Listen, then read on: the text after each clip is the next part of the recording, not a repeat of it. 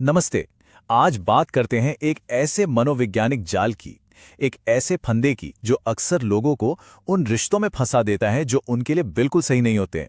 और पता है, इस जाल को समझना बहुत बहुत जरूरी है। कभी सोचा है कि जो रिश्ते सबसे ज्यादा टॉक्सिक होते हैं, सबसे ज्यादा दर्द देते हैं, वही सबसे ज्यादा एडिक्टिव क्यों महसूस होते हैं?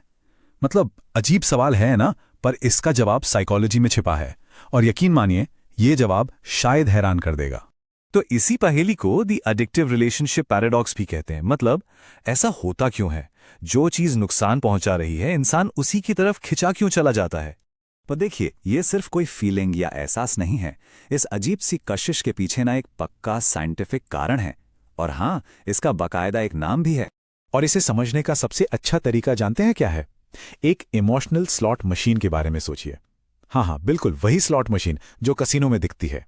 तो इसका जो साइंटिफिक नाम है वो है इंटरमिटेंट रीइंफोर्समेंट। अब ये है क्या? ये कंडीशनिंग का एक ऐसा तरीका है जिसमें रिवॉर्ड यानी कि इनाम हर बार नहीं दिया जाता, बल्कि कभी कभी मिलता है, वो भी बिना किसी तय पैटर्न के। मतलब सीधे सीधे शब्दों में कहें तो रिवॉर्ड कब मिलेगा इसका कोई अंदाजा ही नहीं लगाया जा सकता। ये पूरी तरह से अनप्रिडिक्टेबल होता है। तो चलिए इन दोनों में जरा फर्क समझ लेते हैं। एक तरफ है कंसिस्टेंट रीइंफोर्समेंट, जहां इनाम का पता होता है, प्रिडिक्टेबल होता है, इससे रिश्ता स्थिर और सुरक्षित लगता है। दूसरी तरफ है इंटरमिटेंट रीइंफोर्समेंट, जो कि पूरी तरह अनप्रिडिक्टेबल है, और यही चीज रिश्ते को अस्थिर और नशे जैसा बना देती है। लेकिन सबसे बड़ा फर्क अब आता है। जब रिवॉर्ड मिलना बंद हो जाता है तो पहले वाले केस में कोशिशें जल्दी खत्म हो जाती हैं, पर इंटरमिटेंट रीइंफोर्समेंट में इंसान उस इनाम की उम्मीद में बहुत बहुत लंबे समय तक लगा रहता है।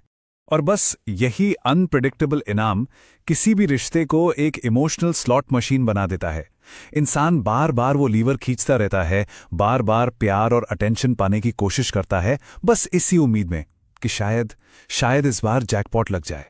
तो सवाल यह है कि ये जो अनप्रिडिक्टेबिलिटी का पूरा साइकिल है, ये असल में एक रिश्ते में काम कैसे करता है? चलिए इसके मैकेनिज्म को समझते हैं। देखिए, ये पूरा का पूरा साइकिल 4 स्टेप्स में चलता है। पहला, लव बॉम्बिंग। इसमें बेइंतहा प्यार और अटेंशन मिलती है। फिर आता है दूसरा स्टेप, विड्रॉल। अचानक बिना किसी वजह के वो सारा प्यार गायब हो जाता है। और यहीं से शुरू होती है क्रेविंग, उस प्यार को वापस पाने की एक जबरदस्त तड़प, एक जुनून। और आखिर में जब इंसान पूरी तरह टूट चुका होता है, तब मिलता है एक छोटा सा रिवॉर्ड, थोड़ी सी अटेंशन, जो इस पूरे साइकिल को फिर से शुरू कर देती है। तो ये लव बॉम्बिंग आखिर है क्या? इसका सीधा सा मतलब है किसी को अपने असर में लाने के लिए उस पर जरूरत से ज्यादा ध्यान और प्यार लुटाना। मतलब लगातार मैसेज करना, महंगे महंगे तोहफे देना।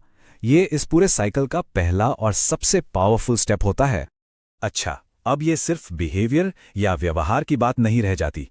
इसके पीछे दिमाग में एक पूरी की पूरी केमिकल कहानी चल रही होती है। तो चलिए जरा ब्रेन के अंदर झांक कर देखते हैं। अक्सर लोगों को लगता है कि ये जो तड़प है ये बहुत गहरी भावनाओं या इमोशंस की वजह से है, प्यार की वजह से है, पर असलियत इससे बिल्कुल अलग है। ये असल में एक केमिकल रिएक्शन है, एक प्योर केमिकल रिएक्शन जो दिमाग के अंदर चल रहा होता है। और इस केमिकल रिएक्शन का जो मेन खिलाड़ी है वो है डोपामीन। इसे दिमाग का फील गुड या रिवॉर्ड केमिकल भी कहते हैं। पता है क्या होता है? जब भी किसी चीज के मिलने की सिर्फ उम्मीद होती है ना, तो हमारा दिमाग डोपामीन रिलीज करने लगता है। यही केमिकल हमें अच्छा महसूस कराता है और हमें उस चीज को पाने के लिए और उकसाता है।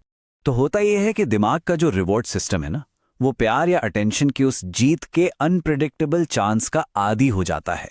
उसे इसकी लत लग जाती है, क्योंकि ये पता ही नहीं है कि इनाम कब मिलेगा। तो यही अनिश्चितता, यही शायद अब मिल जाए वाली फीलिंग डोपामीन को लगातार हाई रखती है। बिल्कुल बिल्कुल वैसे ही जैसे एक गैम्बलर या जुआरी के साथ होता है।